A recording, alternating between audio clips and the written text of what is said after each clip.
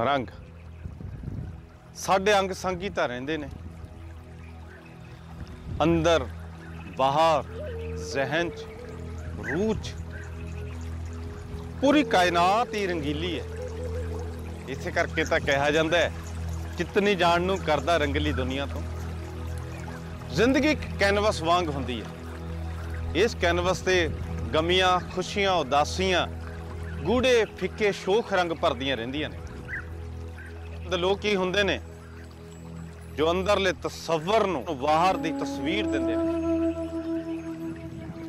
अजंता लोरा दी गुफावां दा वारिस, ब्रश दा शाहकार, रंगां दा अदीब, पंजाबियां दी शोभा वधाउंदा सरदार सोभा सिंह।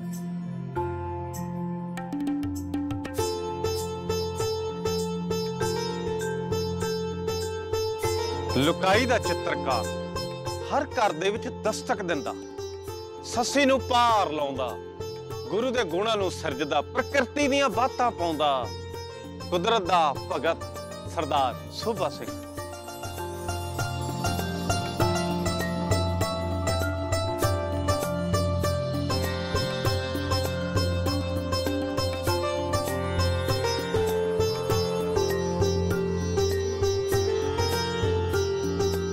सरदार साहब का एक फलसफा सी कि सत्यम शिवम सुंदरम, मेरे लिए सुंदरम शिवम सत्यम है। कई लोगों ने उन्होंने सवाल करना कि तुसी जंगां युद्धां फसादां की तस्वीर क्यों नहीं सिरजी। तो वो कहते होंदे सी कि जंगां फसादां धार्मिक कट्टड़पंथी दी तस्वीरां लोकां दे विच खाई ज़्यादा पैदा करते हैं, नफरत पैदा करते हैं। मैं तो वो सिरजना है जो जिंदगी च सोहना है। So I don't want to paint them. I must paint the picture of joy, the picture of hope, or the example to become good. मैं तो सुंदरता दा मदाई हाँ। मैं तो सिर्फ ते सिर्फ सुंदरता सिरजनी है, नूर सिरजना है, गुण सिरजने ने। What is art? धरती जमा मनुख इज इक्वल टू आर्ट। ये शायद सबाबी सी कि उन्हां दा अपना पिंड जिला गुरदासपुर दा हरगोबिंदपुर सी। शायद इसे करके उन्होंने पहली तस्वीर गुरुआं दी श्री गुरु हरगोबिंद साहिब जी की बनाई 6वीं पातशाही की, ते उसकी 3 बार सोध भी की।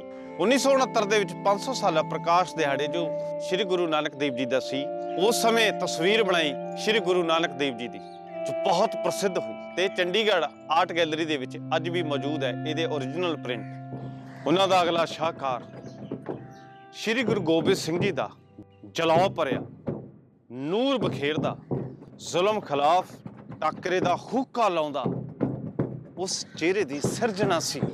9वीं पातशाही श्री गुरु तेग बहादुर जी जो समाधि दे धारनी सन, उन्हां दियां अखां दा तसव्वुर करना बहुत वड्डी चुनौती सी। पर वड्डे रियाज मगरों ये चुनौती नूं भी सर कर लिया सरदार सोभा सिंह जी। आलोचकों ने सोभा सिंह जी नूं घेरन की कोशिश की कि ये तो गुरु साहबान नहीं ने, पर सोभा सिंह जी ने कहा कि मैं गुरु साहबाना नूं साकार नहीं कीता, सगों उन्हां दे गुण साकार कीते ने। That the artist should be above the public problems. They should cultivate their spiritual evolution to know the contemporary problems and pains of the people and convey themselves something directly or indirectly. 1935 ਵਿੱਚ ਪਹਿਲੀ ਵਾਰ ਤਸਵੀਰ ਸਿਰਜੀ ਸੋਹਣੀ ਮਹੀਵਾਲ ਦੀ। 1942 ਵਿੱਚ ਸਰਦਾਰ ਗੁਰਬਖਸ਼ ਸਿੰਘ ਪ੍ਰੀਤਲੜੀ ਨਾਲ ਪ੍ਰੀਤਨਗਰ ਅੰਮ੍ਰਿਤਸਰ ਆ ਗਏ। 1945 ਵਿੱਚ ਦੁਬਾਰਾ ਤੋਂ ਸੋਹਣੀ ਮਹੀਵਾਲ ਦੀ ਤਸਵੀਰ ਕ੍ਰੀਏਟ ਕੀਤੀ ਤੇ ਉਦੋਂ ਸਰਦਾਰ ਸੋਭਾ ਸਿੰਘ ਚਰਚਾ ਵਿੱਚ ਆ ਗਏ ਤੇ ਤਸਵੀਰ ਪਾਕਿਸਤਾਨ ਰਹਿ ਗਈ। I have painted a common woman to whom I think the greatest. She is the root cause of humanity. Therefore, I try to paint it. ਤੀਜੀ ਵਾਰੀ ਇਹਨਾਂ ਨੇ ਜਦੋਂ ਤਸਵੀਰ ਬਣਾਈ ਸੋਹਣੀ ਮਹੀਵਾਲ ਦੀ, ਉਦੋਂ ਇਹ ਮਹਾਨਤਾ ਦੇ ਪੜਾਅ ਉੱਤੇ ਪਹੁੰਚ ਗਏ।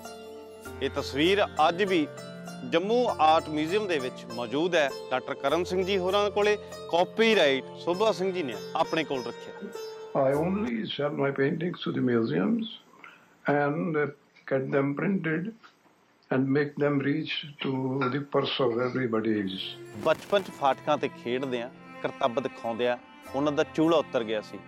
ਜਿਸ ਕਾਰਨ ਉਹਨਾਂ ਦੀ ਇੱਕ ਲੱਤ ਛੋਟੀ ਹੋ ਗਈ ਸੀ ਤੇ ਸਾਰੀ ਉਮਰ ਉਹਨਾਂ ਨੂੰ ਤੁਰਨ ਦੇ ਵਿੱਚ ਦਿੱਕਤ ਆਉਂਦੀ ਸੀ। ਕਿਸੇ ਬੰਦੇ ਨੇ ਉਹਨਾਂ ਨੂੰ ਸਵਾਲਾਤ ਕੀਤਾ ਤੇ ਉਹਨਾਂ ਨੇ ਬਿਹਤਰੀਨ ਜਵਾਬ ਦਿੱਤਾ ਕਿ ਧਿਆਨ ਨਾਲ ਦੇਖੋ, ਮੈਂ ਲੰਗ ਮਾਰ ਕੇ ਨਹੀਂ ਸਗੋਂ ਸਾਰੀ ਦੁਨੀਆ ਤੋਂ ਵੱਖ ਤੁਰਦਾ। ਉਹ ਹਰ ਚਿਹਰੇ ਵਿੱਚੋਂ ਕੁਝ ਨਾ ਕੁਝ ਲੱਭ ਲਿਆ ਕਰਦੇ ਸੀ।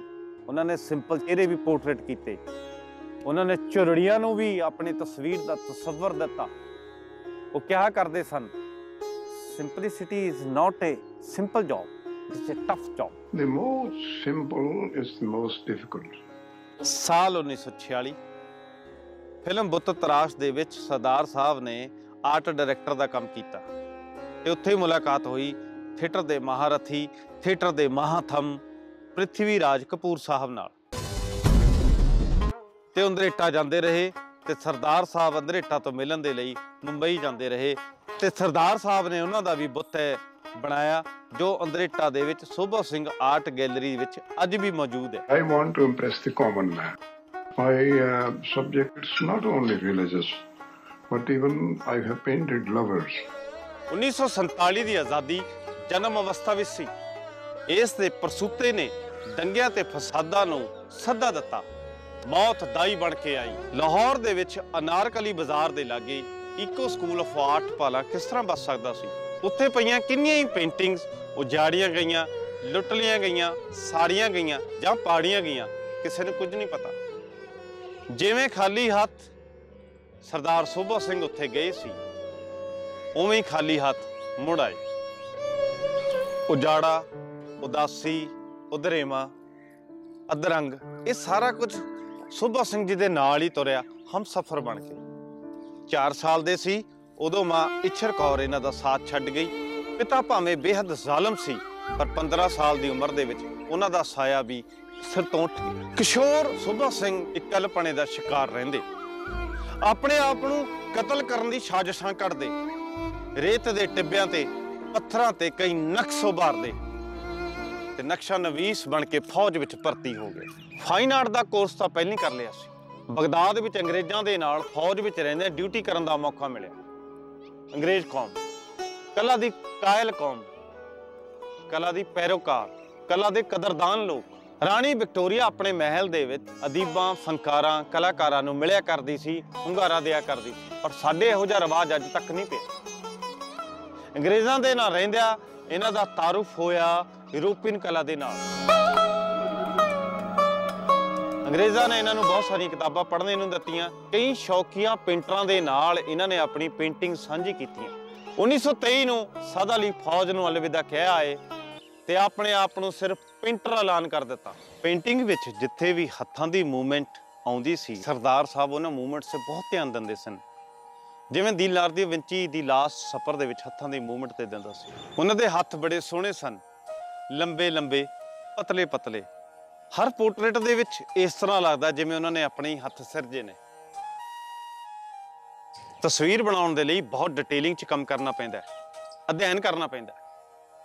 ਸਰਦਾਰ ਸਾਹਿਬ ਜੁੱਤੀਆਂ ਦਾ ਸਟਾਈਲ, ਪਰਨਿਆਂ ਦੀ ਬਣਤਰ, ਕਾਸਟਿਊਮਸ, ਹੱਥਾਂ ਦੀ ਮੂਵਮੈਂਟ, ਅੱਖਾਂ ਦੀ ਮੂਵਮੈਂਟਸ, ਉਹਦੇ ਬਹੁਤ ਗਹਿਨ ਅਧਿਐਨ ਕਰਿਆ ਕਰਦੇ ਸਨ।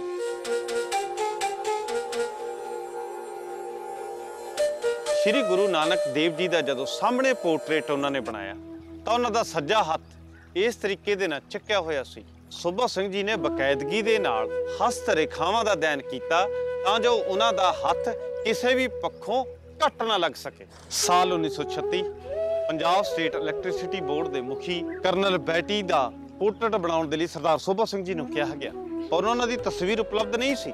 ਸਿਰਫ ਕਾਂਸੇ ਦੇ ਮੈਡਲ ਉੱਤੇ ਦੇਖ ਕੇ ਹੀ ਉਹਨਾਂ ਨੇ ਆਦਮ ਕਦ ਪੋਰਟਰੇਟ ਕਰਨਲ ਬੈਟੀ ਦਾ ਸਿਰਜ ਦਿੱਤਾ ਸੀ।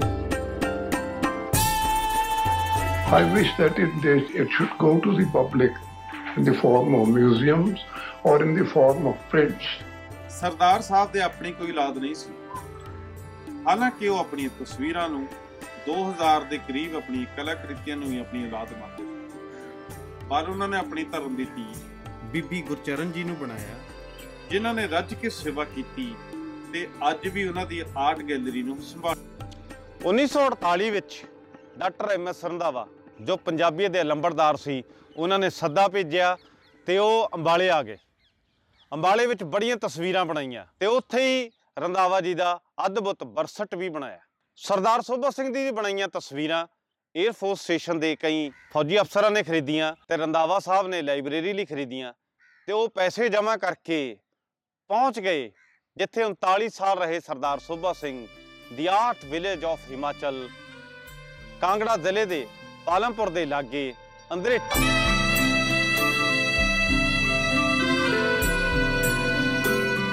ਅੰਦਰੇਟਾ ਜਾਣਿਆ ਜਾਂਦਾ ਹੈ ਪੰਜਾਬੀ ਨਾਟਕਾਂ ਦੀ ਨੁੱਕੜ ਦਾਦੀ ਨੌਰਾ ਰਿਚੜ ਦੇ ਲਈ। ਸਰਦਾਰ ਸਾਹਿਬ ਨੌਰਾ ਰਿਚੜ ਜੀ ਕੋਲੇ ਕਿਰਾਏ ਉੱਤੇ ਮਕਾਨ ਲੈਣ ਦੇ ਲਈ ਗਏ ਤਾਂ ਨੌਰਾ ਰਿਚੜ ਨੇ ਰੁੱਕਾ ਲਿਖਿਆ ਇਹਨਾਂ ਨੂੰ। ਦੋਵੇਂ ਜਣੇ ਰੁੱਕੇ ਦੇ ਨਾਲ ਗੱਲਬਾਤ ਕਰਦੇ ਹੁੰਦੇ ਸੀ। ਦੋਵੇਂ ਬਹੁਤ ਵੱਡੇ ਅਦੀਬ ਸੀ ਪੰਜਾਬੀ ਜਗਤ ਦੇ।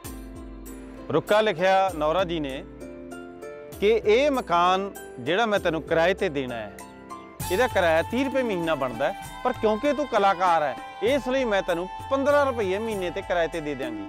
ਜਵਾਬ ਦੇ ਵਿੱਚ ਸਰਦਾਰ ਸੋਭਾ ਸਿੰਘ ਜੀ ਲਿਖਦੇ ਨੇ ਕਿਉਂਕਿ ਇਸ ਮਕਾਨ ਦਾ ਕਿਰਾਇਆ 7.5 ਰੁਪਏ ਤੋਂ ਜ਼ਿਆਦਾ ਨਹੀਂ ਹੈ, ਤੂੰ ਵੱਡੀ ਕਲਾਕਾਰ ਹੈ ਇਸ ਲਈ ਮੈਂ ਤੈਨੂੰ 15 ਰੁਪਏ ਦੇ ਦਿਆਂਗਾ। ਸਾਲ 1983 ਪਦਮ ਸ਼੍ਰੀ ਇਹਨਾਂ ਨੂੰ ਮਿਲਿਆ ਤੇ ਇਹਨਾਂ ਦੀ ਰਿਹਰਸਲ ਅਸ਼ੋਕਾ ਹਾਲ ਨਵੀਂ ਦਿੱਲੀ ਰਾਸ਼ਟਰਪਤੀ ਭਵਨ ਦੇ ਵਿੱਚ ਹੋ ਰਹੀ ਸੀ ਤੇ ਨਾਲ ਹੀ ਇਹਨਾਂ ਦੇ ਨੌਜਵਾਨ ਬੈਠਾ ਤੇ ਸਰਦਾਰ ਸਾਹਿਬ ਉਹਨਾਂ ਨੂੰ ਦੇਖ ਕੇ ਕਹਿੰਦੇ, ਕਾਕਾ ਤੂੰ ਕਿਸੇ ਨਾਲ ਆਇਆ? ਉਹ ਕਹਿੰਦਾ, ਨਾ ਜੀ ਮੈਨੂੰ ਵੀ ਪਦਮ ਸ਼੍ਰੀ ਮਿਲਣਾ, ਮੈਂ ਪਲੇਅਰ ਆ, ਏਸ਼ੀਆਡ ਖੇਡਿਆ ਹੋਇਆ। ਤਾਂ ਸਰਦਾਰ ਸਾਹਿਬ ਨੂੰ ਇਸ ਗੱਲ ਤੇ ਬੜਾ ਗੁੱਸਾ ਲੱਗਿਆ ਤੇ ਰਾਸ਼ਟਰਪਤੀ ਭਵਨ ਤੋਂ ਬਾਹਰ ਵੀ ਆ ਗਏ ਕਿ ਸਾਡੀ ਉਮਰਾਂ ਲੰਘੀਆਂ, ਚਿੱਟੀਆਂ ਦਾੜੀਆਂ ਹੋ ਗਏ, ਚਿੱਟੇ ਵਾਲ ਹੋ ਗਏ ਤੇ ਇਹਨਾਂ ਨੂੰ 25-26 ਸਾਲ ਵਾਲਿਆਂ ਨੂੰ ਵੀ ਮਿਲੀ ਜਾਂਦਾ, ਇਹਦੇ ਨਾਲੋਂ ਤਾਂ ਅਸੀਂ ਖੇਡਾਂ 'ਚ ਹੀ ਹੋ ਜਾਂਦੇ। ਬੜੇ ਘੱਟ ਲੋਕੀ ਜਾਣਦੇ ਨੇ ਕਿ ਸਰਦਾਰ ਸਾਹਿਬ ਕਵਿਤਾ ਵੀ ਲਿਖਿਆ ਕਰਦੇ ਸਨ। ਉਹਨਾਂ ਦੀ ਪੁਸਤਕ ਕਲਾ ਵਾਹਿਗੁਰੂ ਦੀ ਵਿੱਚ ਇਹ ਕਵਿਤਾਵਾਂ ਛਪੀਆਂ ਹੋਈਆਂ। ਮੋਏ ਬੁਰਸ਼ ਤੇ ਮੁਰਦਾ ਰੰਗ, ਸੀਤ ਬੜਾਪਾ ਜਿਉਣ ਮੰਗ, ਮੈਂ ਲੀਕਾਂ ਤਸਵੀਰਾਂ ਬੇਜਾਨ, ਪਰ ਜਿਉਂਦੀਆਂ ਰੂਹਾਂ ਪਾਵਣ ਜਾਣ, ਜਿਉਂਦੀਆਂ ਰੂਹਾਂ ਪਾਵਣ ਜਾਣ। ਸੰਨ 1967 ਦੇ ਵਿੱਚ ਇਹਨਾਂ ਦੀ ਪਤਨੀ ਬੀਬੀ ਇੰਦਰ ਕੌਰ ਜੀ ਦਾ ਦੇਹਾਂਤ ਹੋ ਗਿਆ ਤੇ ਭਾਵੇਂ ਤਸਵੀਰਾਂ ਦਾ ਹਿੱਤਰ ਉਤਾਰਾ 21 ਅਗਸਤ 1986 ਨੂੰ ਸਾਡੇ ਕੋਲੋਂ ਅਸਤ ਹੋ ਗਿਆ, ਪਰ ਇਸ ਦੀ ਕਲਾ ਦਾ, ਕਲਪਨਾ ਦਾ, ਕਰਮ ਦਾ ਸੂਹਾ ਰੰਗ ਸਦਾ ਹੀ ਜਿਉਂਦਾ ਰਹੇਗਾ। ਸੱਸੀ ਜਿਉਂਦੀ ਰਹੇਗੀ, ਧਰਤੀ ਦੇ ਨਾਲ ਇਸ਼ਕ ਕਰਾਉਂਦਾ ਰਹੇਗਾ। ਸੋਭਾ ਸਿੰਘ ਜਿਉਂਦਾ ਰਹੇਗਾ, ਸੋਭਾ ਸਿੰਘ ਜਿਉਂਦਾ ਰਹੇਗਾ।